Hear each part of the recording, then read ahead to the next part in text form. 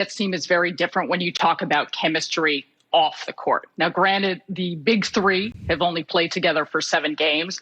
However, they've been able to win due to the fact of all the complementary players and the way in which they've all bought in for the system that they're running, taking advantage of opportunity and roles. And I think more than anything, as you see here, it's genuine how much these guys like each other. So this isn't a circumstance where players are injured or not around.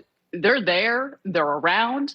And I think we have seen that type of connectivity when they've been on the floor. And they've also, over the course of the last 29 games, have won 23. So 1 game back. Of course, there was a game against Philly last night, which they lost. So they're 1 game back of that first spot in the Eastern Conference behind the 76ers. But overall, as you know, the Clippers, it was well reported and documented. There was some underlying tensions, maybe some viewed preferential treatment. And so I think the chemistry, not just on the court, but off the court, is very different. And to me, that is so impactful when you're talking about trying to come together for a postseason run. So over the weekend, I watched some Lakers Brooklyn, and Andre Drummond, and he is prone to do this against the Nets, was a monster. He was really tough. And it is interesting. Historically, it is hard to win a championship. Virtually in the last 25 years, only once as an NBA champ won that wasn't top 10 defensively. That was the Kobe Shaq Lakers, who were number 1 the year before and kind of mailed it in the next year before turning it on in the playoffs and being the number 1 defensive team in the playoffs and winning their second title. When I watched Andre Drummond, I thought he's a little bit of a bully against the Clippers, and they don't have a ton of rim protection. How concerned are you that the Lakers, and I would say Philadelphia, these are big. Ben Simmons is big. Joel Embiid, Tobias Harris, they're athletic, they're big. How do you mitigate that? How do you work around the fact this is not a great defensive team, and you can bully them a little down low? That's an excellent question, and I think that is a very valid concern, as we saw what Embiid was able to do last night. Yep. Again, there's been pieces missing. The breaking news that came out today that LaMarcus Aldridge is going to retire due to a irregular heartbeat, and just the piece, albeit how big or small, that he was going to fill to give a different set of profiles to the depth of the front court of this Nets team. DeAndre Jordan was essentially out of the rotation. He's now played in the last 2 games, so he's going to be called on again, and he's someone who they expected to be a big body to battle with. You got a young player, Nicholas Claxton, who was hurt for the better part of the early part of this season. And he's got a lot of assets that he brings to the table with athleticism and versatility, but not necessarily a big, strong body. Blake Griffin is another guy. But I do think that's an area where you look at, it can be a spot that teams can exploit, especially when you're looking at teams that have size like the Lakers, like the 76ers. I think that goes back to the fact of, okay, what areas can the Nets take advantage? Where are their strengths? How can they give you a front of versatility, especially on the offensive end, but also defensively as well? And their switching scheme 1 through 5, they've continued to improve in that area. And I think the biggest thing for me when you talk about defense in this Nets team is not so much on just that end of the floor, but it's taking care of the basketball. And so when you look at the numbers recently, the eye test, why they've improved defensively, they're not just giving teams easy runouts. They're not just turning the basketball over and having such a extraordinarily extra amount of possessions to their opponent. So I think that will continue to be a key for them as they try to improve on the defensive end. Sarah Kustok, Fox Sports NBA analyst, and the Nets broadcasters as well. It's funny. When I was talking to Frank Vogel, a Laker coach, about a month ago, and he said, with great players, you manage them. With good players, you coach them. And he said, this was actually, hold on, it was Terry Stotts. He was talking about Damian Lillard. I said, what do you do last minute to go in the game? You trail by 1. He said, you don't really have to, you just get the ball to Dame and let him figure it out. The key is just get him the ball. When you have 3 of the top 4 or 5 offensive players, Kyrie, Harden, KD, Is Nash more managing than coaching? How do you offensively, on the offensive end, how much do you get in their ear and how much do you just let them create? That's an excellent question. I wish we could call up Steve Nash right now.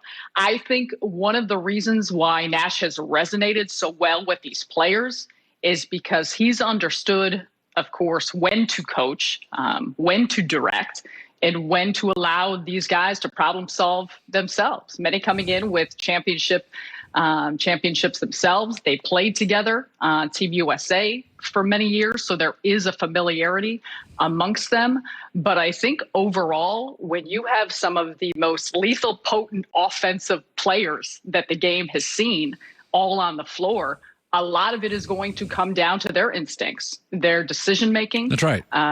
We have seen a level of their unselfishness, but it's read and react to what the defense is giving them and presenting and how they're able to attack that. And I think that that to me falls more on those three players and the five guys on the floor than it does with necessarily just what play you're drawing up, because it may be the options that go after that first look and the first action that you see. What's the best team not named the Brooklyn Nets you've seen this year, where you literally thought, wow, they could be a problem? They really match up.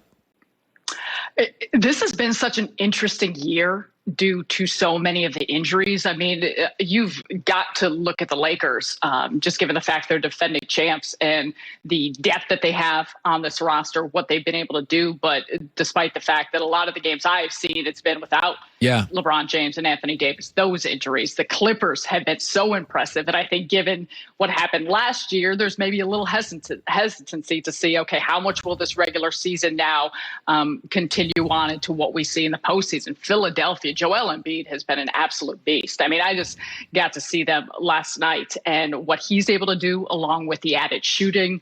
Tobias Harris having one of the best seasons of his career under Doc Rivers now, once again. Ben Simmons, you mentioned. So there are a lot of different teams you look at. And again, we go back to the Milwaukee Bucks in the Eastern Conference, who I think a lot of our judgment is placed on. We've seen them roll through the regular season. What will they look like when you get to postseason matchups? But it kills you to see Jamal Murray go down. I was really excited about what we saw at Denver. And I'm not even mentioning the Utah Jazz, who, have been atop the league for pretty much the duration of the entire season, just how complete they look and how dynamic they fit together and how much respect I have for what Quinn Snyder has done. So I think this is just going to be a really interesting postseason when we get down to it. But I think so much is going to be predicated just on the health of these rosters and these teams. Yeah, no, there is no question about that. You can almost feel like James Harden, AD, LeBron, if they were pressed into duty, could probably sneak in. But the point is, when you're that good and you've been in the playoffs, I would make the argument Harden, AD, and LeBron are better off not playing and just get completely healthy. Sarah Kustok, Fox Sports, Nets as well. It's great seeing you. You are always dialed in. We appreciate that, Sarah. Thank you so much. Appreciate you, Colin. Enjoy. Great to see you guys. All right, great to see you. Part of the Nets broadcast team, which is outstanding. Yeah, I mean, I said this a couple of weeks ago, it may have been last week or the week before, is when the bottom of the NBA is so weak, and it is, the bottom 7-8 teams, you don't see that in the NFL where the Jags beat the Colts and when the Rams lost to the Jets. You gotta play through pain in the NFL. You got to be ready to play. The Raiders beat the Saints and the Chiefs. So, but in the NBA, there's about 8 teams at the bottom that are kind of, if not tanking, they're rebuilding. You can beat those teams without LeBron, KD, James Harden, so why play your players? And I know people say, well, I pay my money. But think about this. I went for a jog yesterday. I thought about this. I understand that you go to a game and want to see the stars. I do not think it's good for the league or the Lakers when LeBron and AD are out. I don't want to if I live in San Bernardino and it's an hour and a half drive, I don't want to go to the game if LeBron's not there. That's who my son wants to watch. Like, I don't love load management. But if you own a business, you own a business. And because that's the guy, he owns a business, he goes to the games, he doesn't see him and he complains. I get it. But if you owned a business and you had a really good general manager, you were the owner and he was great, and you could take days off and the business didn't miss, and the competition in your industry was pretty soft, so you could take an extra month a year off and it would not affect at all your business, wouldn't you? So that's what Brooklyn and the Lakers are doing. They're saying, why not rest all these guys for the playoffs? Now, it may not be good for the league, but it's good for the Nets and it's good for the Lakers. I would do the exact same thing. I mean, it was so funny. The minute KD could come back, suddenly James Harden, who's never hurt, suddenly he's like, oh, my hamstring, I'm going to take 3 weeks up. Well, that's what I would